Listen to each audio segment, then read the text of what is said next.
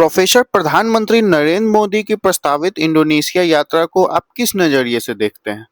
क्या यह एक सामान्य राजनयिक यात्रा है या भारत इंडोनेशिया संबंधों में किसी नए अध्याय की शुरुआत है? बहुत अच्छा राज जी, आपने बहुत अच्छा सवाल किया है। देखिए, यह कदापि सामान्य राजनयिक यात्रा नहीं है, क्योंकि अभी तक जितनी भी राजनयिक यात्राएं होती है उसमें कुछ विशेष चीजें होती है। ठीक है, जैसे ट्रेड हुआ, डिफेंस हुआ, मैरीटाइम इश्यूज हुआ, ये सब सारी चीजें बात करते हैं। लेकिन भारत इंडोनेशिया का जो हम संबंध देखते हैं, इसमें भी पिछले लेटेस्ट सी 70 सालों से जो एक राजनयिक संबंध हमारा चल रहा है, वो एक सामान्य सामान्य एक देश से दूसरे देश के जैसे बीच में होता है वैसे ही चल रहा है। लेकिन अभी इस बार जब मोदी जी जा रहे हैं, मुझे लग रहा है कि ये एक नए अध्याय की शुरुआत है। और ये नए अध्याय की शुरुआत इसीलिए है, इसमें कुछ चीजें जो है बहुत महत्वपूर्ण है। इस 4-5 पॉइंट हम मान करके चलें। जो सबसे बड़ा जो एक रणनीतिक संकेत है वह 2018 में, देखिए हमारे प्रधानमंत्री इंडोनेशिया इससे पहले 2 बार यात्रा कर चुके हैं। एक था 2018 में, जिस समय हमने एक कॉम्प्रिहेंसिव स्ट्रैटेजिक पार्टनरशिप तक पहुंचे थे। अब ये जो पार्टनरशिप है, अब इसको हम एक जमीन पर उतारने का एक अच्छा अवसर है। ठीक है। और दूसरी बार जब प्रधानमंत्री इंडोनेशिया गए थे वह था 2022 में, जब वो G20 का समिट हो रहा था। और उसमें भी जो प्रधानमंत्री का अपना जो अनुभव रहा इंडोनेशिया के बारे में, वो बहुत ही अच्छा रहा। और इसीलिए आप देखेंगे कि 2022 के बाद 2025 में वहाँ के राष्ट्रपति प्राबोवो सुबियांतो भारत आए। और फिर उन्होंने, मुझे लग रहा है करीब करीब 100 एग्रीमेंट्स पर, एक बहुत एक एक एक काइंड ऑफ लिस्ट है जिस एग्रीमेंट पर भारत और इंडोनेशिया के बीच जो है वो साइन हुआ। और उसमें बहुत सारी चीजें आती हैं। अब यह है कि इन सारी चीजों पर हम आगे आने वाले समय में कैसे काम करते हैं, एक बहुत बड़ा सवाल भी है।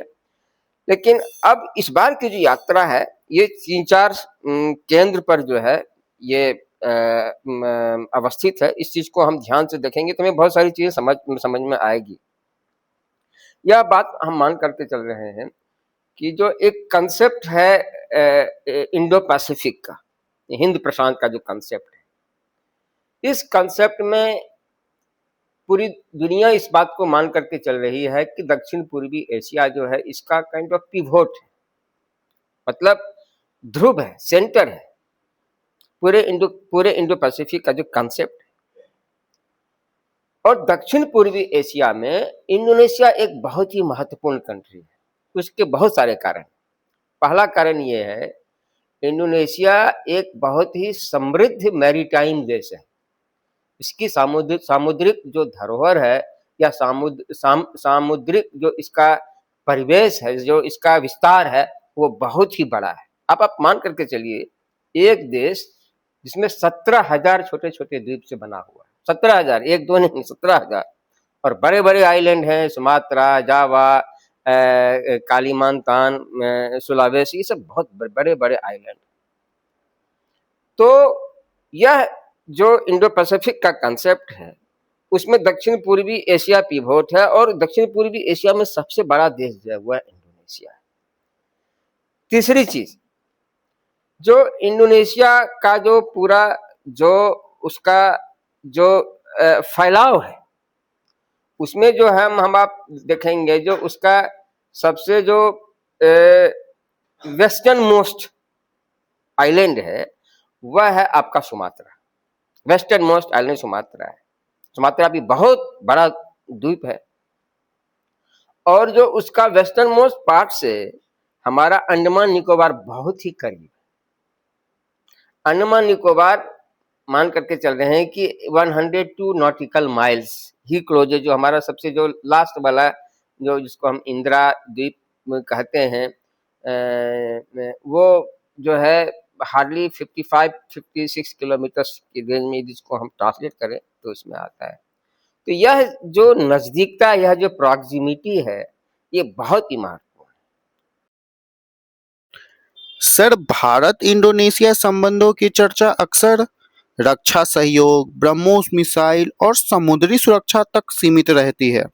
क्या आपको लगता है कि इस रिश्ते की असली ताकत इससे कहीं बड़ी है? कोर्स। यह जो संबंध है हमारा, और यह जो आने वाले समय में हमारे मोदी जी जा रहे हैं, यह संबंध सिर्फ रक्षा सहयोग तक ही सीमित नहीं है, या फिर आप ब्रह्मोस मिसाइल की बात करें या मैरीटाइम सिक्योरिटी की बात करें, उससे कहीं बियॉन्ड है। जबकि मैंने ये भी कहा कि यह हमारा संबंध जो है सभ्यतागत है, शैक्षणिक और ज्ञान पर आधारित साझेदारी बन गई है। ज्ञान पर आधारित साझेदारी का मतलब ये है कि हमारा पूरे दुनिया में औचित्य क्या है, ठीक है, हम कैसे अपने आप को इम्पोर्टेंट, इस जो एक ग्लोबल सिनेरियो है, ये बदलती ध्रुवीकरण जो हमेशा रोज हो रहा है, इसमें हम अपने आप को स्थिर कैसे रख सकते हैं। आप देखेंगे जो अभी ग्लोबल सिनेरियो है, जो एक दुनिया की जो राजनीति जिस ढंग से क्या बोल सकते हैं, शांति से कहीं दूर जा रही है। हम शांति की बात करते हैं लेकिन शांति कहीं आसपास दिखती नहीं है, और उथल पुथल की राजनीति हो रही है।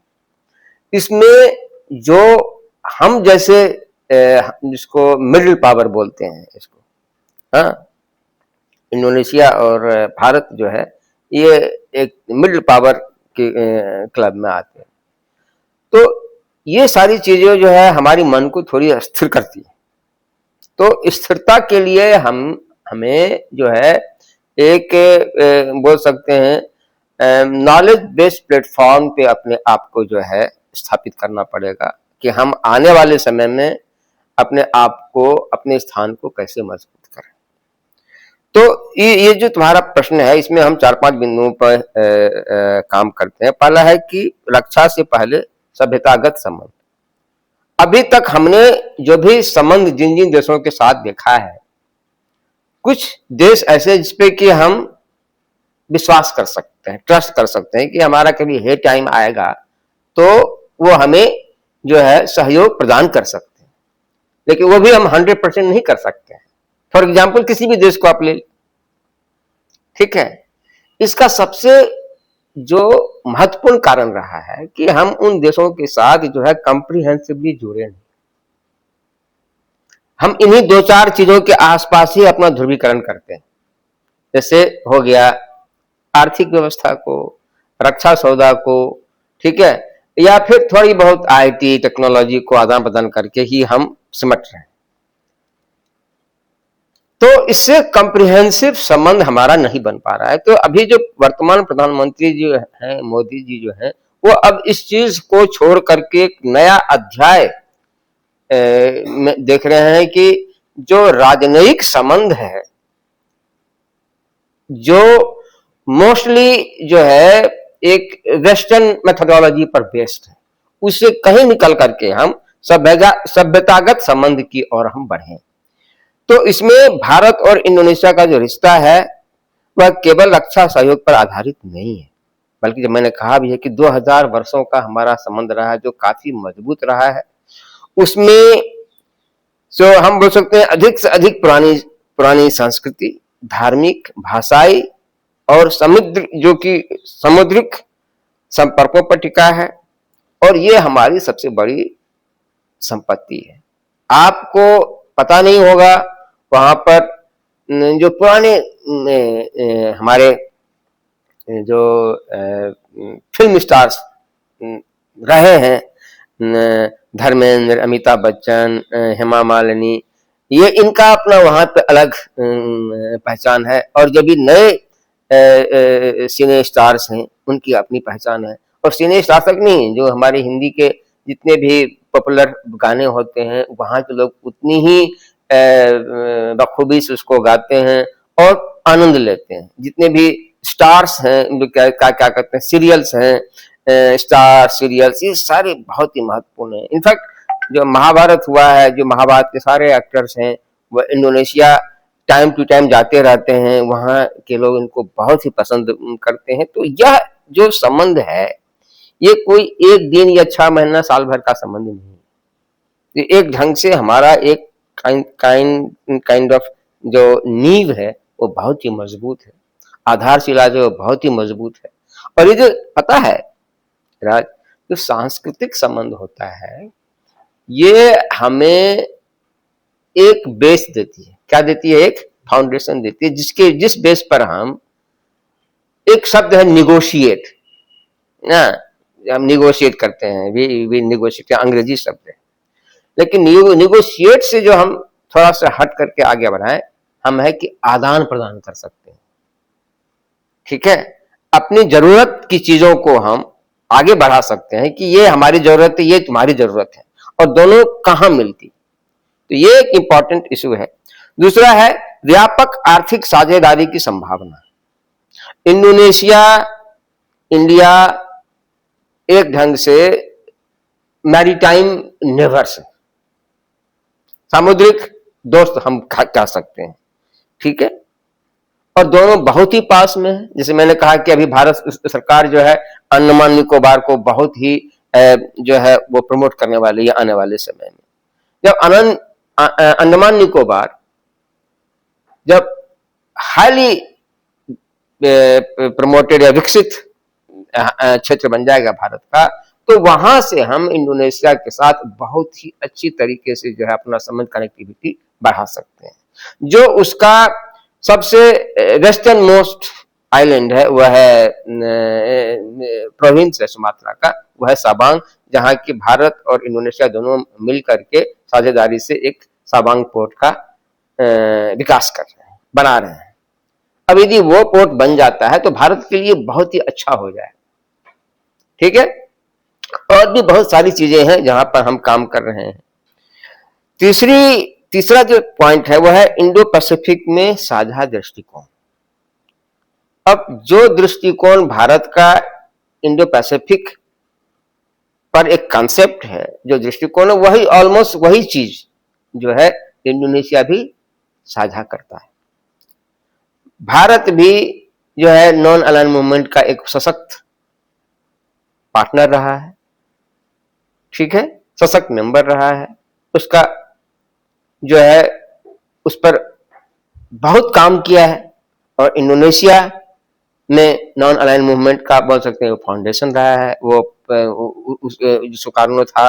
सुकार्नो जो थे वहाँ के पहले राष्ट्रपति, ये उनके क्या कहते हैं एफर्ट से नॉन अलाइन मूवमेंट का कंसेप्ट डेवलप हुआ। तो ये सब सारी चीजें बहुत छोटी चीजें नहीं है, ये बड़ी चीजें। तो हम यहां पर कन्वर्ज कर रहे हैं जो इंडो पैसिफिक का जो कंसेप्ट है। तीसरी चीज है जो पीपल टू पीपल कनेक्ट, जो हमारा एक एकात्म मानवतावाद का जो कंसेप्ट है, यहाँ इस चीज ये कंसेप्ट हम इस यहाँ पर ला सकते हैं कि पीपल टू पीपल कनेक्ट हम कैसे करें। तो उसमें सबसे इंपॉर्टेंट चीज है जो हम, एक तो व्यापार है, उसमें पीपल टू कनेक्ट होता ही है। दूसरा कनेक्ट जो अभी प्रधानमंत्री बोल रहे हैं कि हम हेल्थ सेक्टर में मेडिकल ट्रेनिंग देंगे, इसमें पीपल टू पीपल कनेक्ट बढ़ेगा। हम बहुत ही व्यापक रूप से हम स्कॉलरशिप देते हैं इंडोनेशियन फैकल्टी मेंबर्स को, स्टूडेंट्स को। कभी कभी छोटे अवधि के लिए भी होता है, बड़ी अवधि के लिए भी होता है। स्किल डेवलपमेंट का भी बहुत सारा प्रोग्राम्स है, तो इस ढंग से बढ़ेगा। तीसरा चीज जो हम भारत को देखते हैं, भारत का जो एजुकेशन सिस्टम है, शिक्षा पद्धति है, वो इंडोनेशियन शिक्षा पद्धति से काफी अनुकूल है। तो इस चीज को हम, लेकिन एक थोड़ा सा गैप है कि हम हमारे जो टेक्नोलॉजिकल एडवांसमेंट है, जो हमारा जो आईटी है, जो टेक्निकल एजुकेशन है, वो बहुत ही एडवांस स्टेज में है कंपेयर टू इंडोनेशिया और जो भी कंट्रीज हैं आसपास। तो इस गैप को हम भर सकते हैं। ठीक है, तो ये एक इंपॉर्टेंट हो गया। और तीस जो जो जो पांचवा है वह है 21वीं शताब्दी की व्यापक रणनीति साझेदारी। जो हमने कहा है कि इसमें दोनों देश मिल करके जो एक एक है आपका वैश्विक दक्षिण, जिसकी हम बात करते हैं ग्लोबल साउथ की, तो इस दोनों देश का एक बायलैटरल जो एफर्ट है वो हम ग्लोबल साउथ में जाकर के अपने आप को जो है उनके साथ एक इंक्लूसिविटी की तरफ हम बढ़ सकते हैं और हम इस पे बहुत व्यापक रूप से काम कर सकते हैं।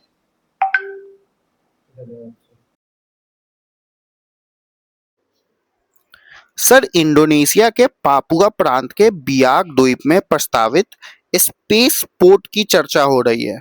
क्या आपको लगता है कि स्पेस साइंस और टेक्नोलॉजी भारत इंडोनेशिया संबंधों का अगला बड़ा अध्याय बन सकता है? हाँ हाँ, क्यों नहीं। देखिए, आपको मैं बता दूं कि जो भारत का इसरो है और हमारा स्पेस रिसर्च सेंटर है और हमारा जो अभी तक स्पेस में जितना रिसर्च हो रहा है और जो हमारा स्ट्रेंथ है, इसमें सबसे इम्पॉर्टेंट चीज़ क्या है कि भारत जितना भी टेक्नोलॉजी का विकास करता है वो बहुत ही कंपेयर टू अदर कंट्रीज हम बहुत ही इकोनॉमिकल होता है, बहुत ही फ्रूगल वे में हम काम करते हैं। तो जो इस तरह के देश हैं, मिडिल पावर और मिडिल इकोनॉमीज जो देश हैं, ये इन देशों को ये चीज़ अच्छा लगता है और भूत में हम इंडोनेशिया का सैटेलाइट यहीं से लॉन्च किए हैं। अब आप जब बियाक की बात करते हैं तो बियाक पापुआ जो उनका उनका पापुआ का भाषा इंडोनेशिया में जो नाम है वह है इरियान जाया। तो बियाक इरियान जाया का एक एक छोटा सा द्वीप है जो भूमध्य रेखा के बीच में आता है, से आसपास में आता है। अब ये जो इक्वेटोरियल लाइन है, ये माना जाता है कि वह क्षेत्र जो है वो सैटेलाइट लॉन्च लॉन्च के लिए सबसे सुगम माना जाता है। हाँ, वो उसकी जो उसका जो पूरा लागत होगा सैटेलाइट लॉन्चिंग का वो सबसे कम होगा वहां। तो ये तो दोनों देशों को सूट करता है। I mean this is win win for both India and Indonesia.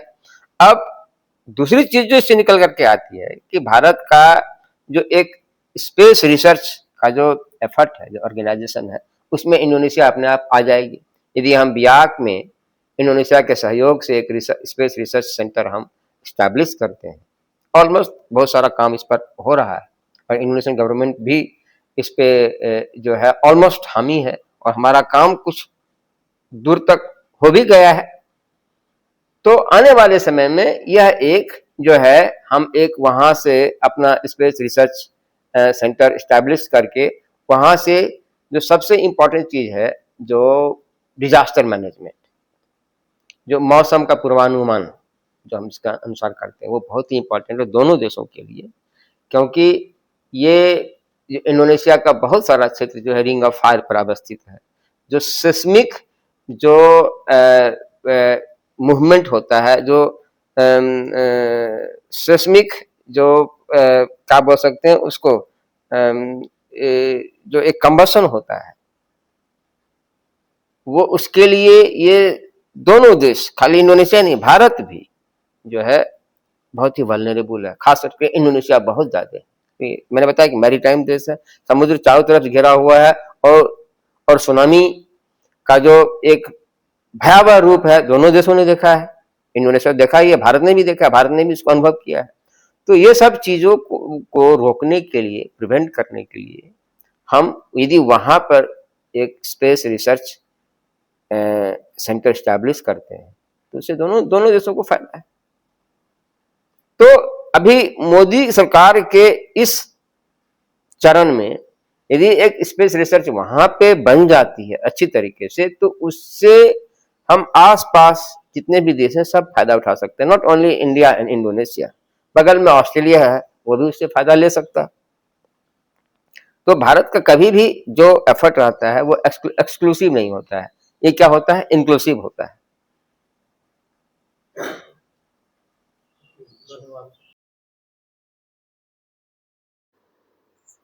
Sir, Bharat की एक्ट ईस्ट नीति में लंबे समय तक सिंगापुर और वियतनाम की चर्चा होती रही है।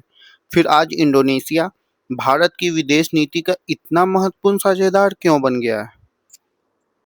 देखिए, पूरे दक्षिण पूर्वी एशिया को देखें हम, तो इसमें अभी 11 देश हैं, ठीक है? आप इधर से शुरुआत कीजिए, हम अपना ईस्ट से शुरुआत करते हैं। जैसे आपका म्यांमार हो गया, बर्मा हो गया, इसके साथ हम बहुत ही विशाल जो है हमारा जो बॉर्डर है हम शेयर करते हैं।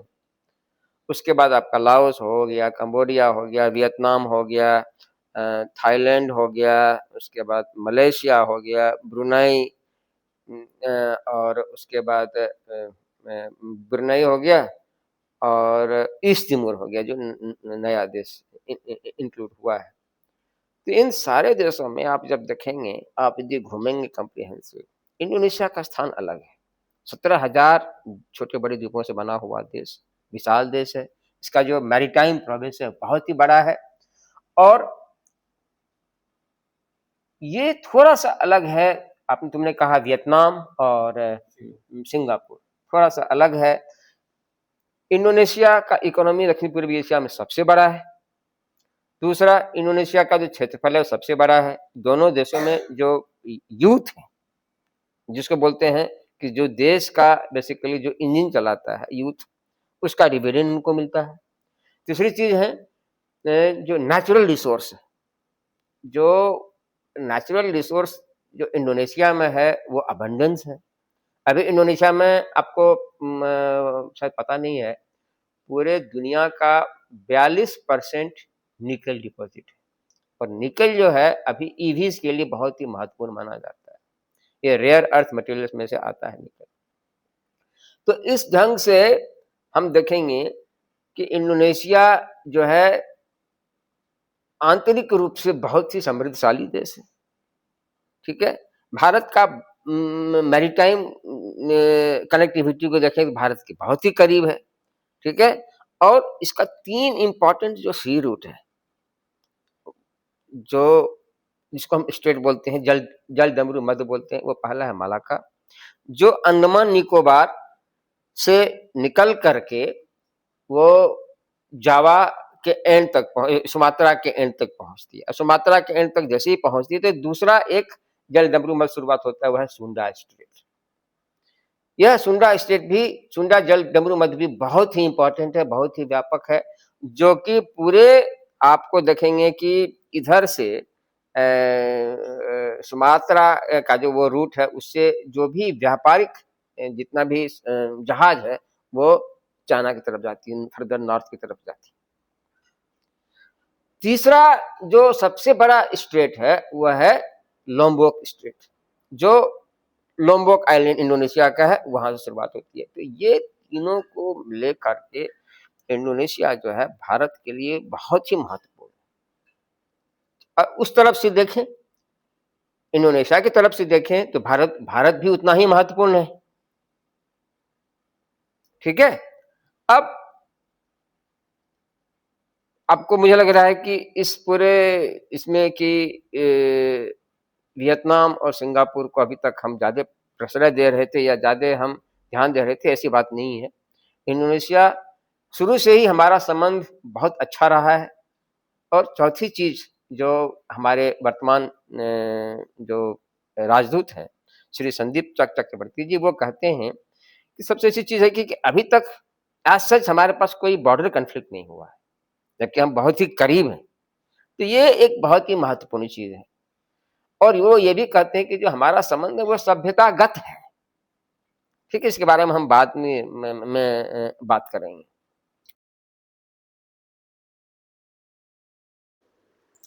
सर, बार बार हमारी बातचीत में ये बात आई है कि भारत और इंडोनेशिया का रिश्ता केवल राजनीतिक साझेदारी नहीं बल्कि सभ्यतागत साझेदारी है। इसका अर्थ क्या है? आम दर्शक इसे कैसे समझे? देखिए, सभ्यतागत मतलब है कि सभ्यता से जुड़ा हुआ कोई चीज। ये आप किताब देख रहे हैं जो सबसे नीचे में है, विलियम डैलिम्पल, द गोल्डन रोड। ये कहते हैं कि 7वीं शताब्दी में जो जो इंडोनेशिया का एक बहुत बड़ा आइलैंड है सुमात्रा। सुमात्रा में 1000 जो बुद्धिस्ट स्कॉलर थे, वो एक बड़े से विहार में रहते थे। एक काइंड ऑफ यूनिवर्सिटी थी और वहां पे वो लोग दिन रात लॉजिकल डिस्कशन में शास्त्रार्थ करते थे, लॉजिकल डिस्कशन करते थे और जीवन का, लाइफ का जो ऑब्जेक्टिव है उस पर वो बात करते थे। सुमात्रा का बहुत सारा जगह है जो है अभी भी वहाँ पे बहुत ही हिस्टोरिकल आर्टिफैक्ट्स मिलते हैं। पालेमांग एक जगह है जो आपका बहुत जावा से बहुत निकट है, लेकिन सुमात्रा का पार्ट है। वहाँ पे अभी भी वहाँ का जो नदी है उसको बोलते हैं मूसी रिवर, वहाँ से अभी भी जो खनन में इतनी सारी चीजें निकलते हैं, आपको लगेगा कि ये कुछ नहीं है, भारत का एक बहुत बड़ा महत्वपूर्ण अंग था। ठीक है, तो अब वहां से आप थोड़ा सा निकल करके आइए, जो रामायण, महाभारत और पुराण, जब आप इसको देखेंगे तो आपको लगेगा कि इसका जो मंचन होता है अलग अलग रूपों में, जैसे महाभारत रामायण का मंचन वहां पर होता है कठपुतली के द्वारा, जिसको हम वायांग बोलते हैं, वो अभी भी उतना ही वहां पे मनोरंजक है और रोचक है। लोग अभी भी रात भर बैठ करके वहां पे रामायण देखते हैं, जो शायद आप भारत, यही हम कहता हूँ, भारत अपनी मौलिकता को खो रहा है। भारत में आपको शायद नहीं मिलेगा आपको रात भर बैठ करके लोग रामायण या महाभारत अब नाटक में देखें, अब संभव नहीं है।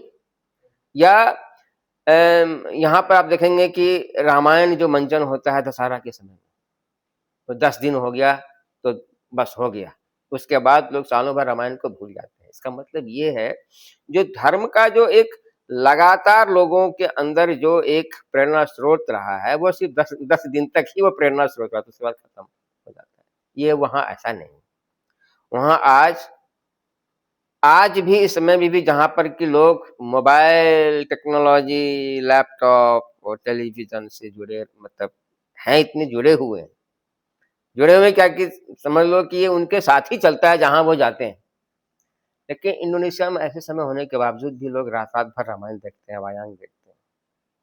ये छोटी सी चीज नहीं है, इसी को हम बोलते हैं सभ्यतागत संबंध।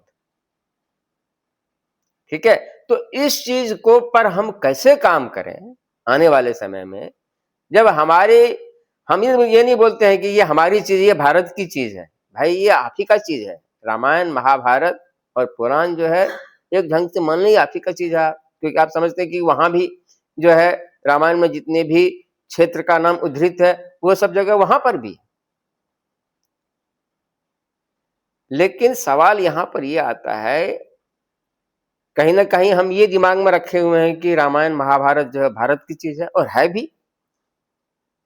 तो इस चीज पर हम कैसे अपने आप को कन्वर्ज करें, इस चीज को हम कैसे एक महत्वपूर्ण फाउंडेशन बनाए, महत्वपूर्ण स्टेज बनाए जिसपे कि हम बहुत सारी चीजें पर हम काम कर सकते हैं। तो सभ्यतागत चीज से मेरा मतलब यही है। ठीक है, अब आप छोटी सी चीज को आप देखेंगे कि वहां पर जो कास्ट कला है, कास्ट की मूर्ति बनती है, आपको आश्चर्य होगा, वहां एक जगह है जपारा, और आप मेरे दर्शक को जपारा शहर की जो कलाकृति है वो आप जरूर दिखाएं।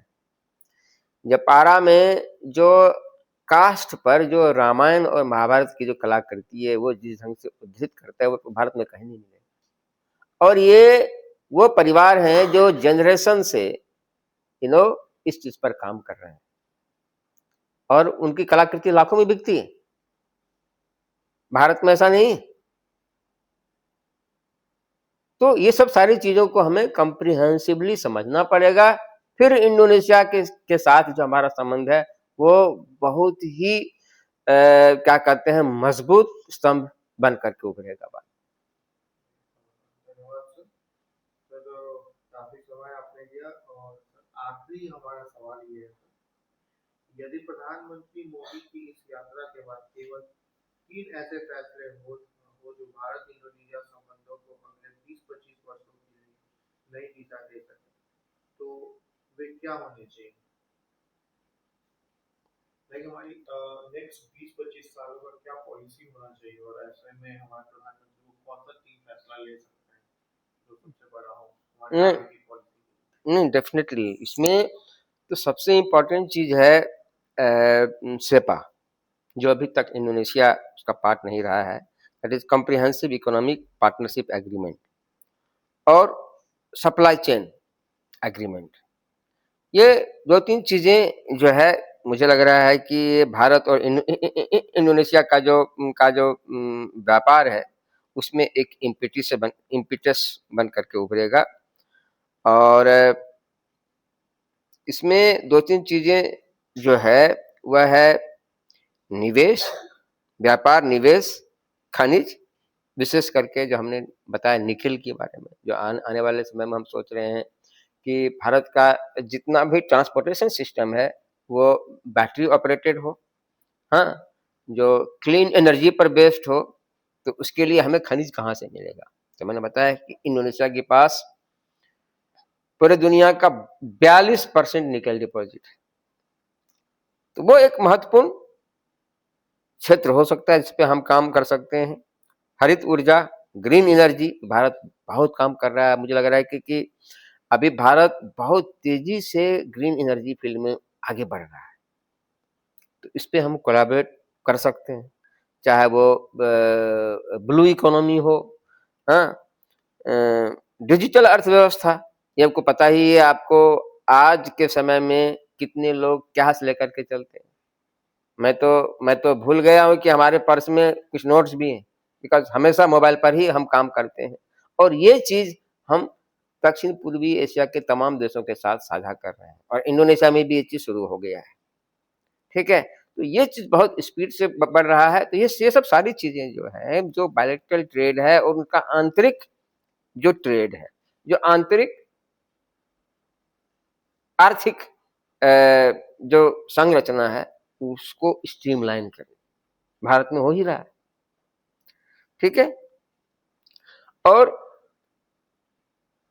इस ढंग से हम दोनों देशों के बीच एक आने वाले 2-3 दशकों के लिए एक सुचारू रूप से एक ढांचा बना सकते हैं। दूसरी चीजें, समुद्री और रक्षा सहयोग को एक संस्थागत रूप देना। मैंने बताया है कि साबांग बंदरगाह को हम विकसित कर रहे हैं, joint military exercise, joint naval exercise जो ऑलरेडी हो रहा है। हमारे जो नेवल स्टाफ्स हैं वो इंडोनेशिया जा रहे हैं, वहाँ के भी जो आर्म फोर्सेस का है बहुत स्पीड में आदान प्रदान हो रहा है। तो इस ढंग से एक कॉम्प्रिहेंसिव रक्षा संबंध भी हमारा बन रहा है। दूसरा है एआई, इस पे हम काम कर रहे हैं। तीसरा, साइबर सुरक्षा, आने वाले समय में ये फील्ड जो है बहुत ही इम्पोर्टेंट होगी, और दोनों देश साइबर सिक्योरिटी से कहीं ना कहीं रिलेटेड है, मतलब जरूरत है साइबर सिक्योरिटी दोनों देशों को। टेक्नोलॉजिकल जो सपोर्ट है साइबर सिक्योरिटी के लिए कहीं कम कहीं ज्यादा है, तो उस गैप को हम कम कर सकते हैं।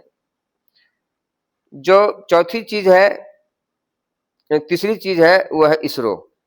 बताया है कि इसरो अपने स्पेस पोर्ट को कैसे वहां पर लेकर के जा रही है, वहां कैसे स्टैब्लिश करेगी, और एक ढंग से हम अर्थ को कैसे ऑब्जर्व करेंगे दोनों दोनों देश के साथ। ये सब सारी चीजें एक कॉम्प्रिहेंसिव ट्रीटी, कॉम्प्रिहेंसिव क्या बोल सकते हैं, एग्रीमेंट की तरफ हम लोग बढ़ रहे हैं।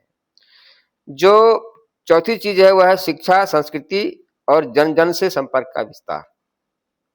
शिक्षा में मैंने बताया कि भारत एक बहुत ही अनुरूप देश है इन सारे देशों की शिक्षा के लिए। एक ट्रेडिशनल भी हम मान करके चलें, शिक्षा जो यहाँ पे है बहुत ही सस्ती है, शिक्षा जो है बहुत ही सस्ती है, तो लोग इस चीज को वहाँ अच्छा मानते हैं, सस्ती भी है और आधारशिला भी इसका जो है बहुत ही मजबूत है।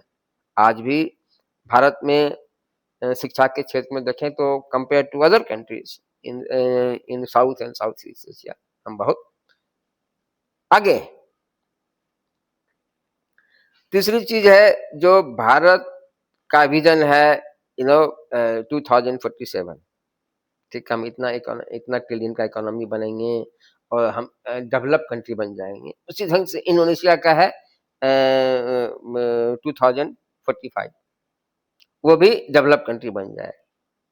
भारत का जो इकोनॉमिक ग्रोथ है वो 6-7 के आसपास का है कि आने वाले दशक में हम आगे बढ़ेंगे, जो बहुत ही मैसिव है, बहुत ही बड़ा है। इंडोनेशिया वही 5 और 5.02 के आसपास का है, वो बहुत ही क्या कहते हैं, वो भी बड़ा है compare to other countries in global scenario आप देखें।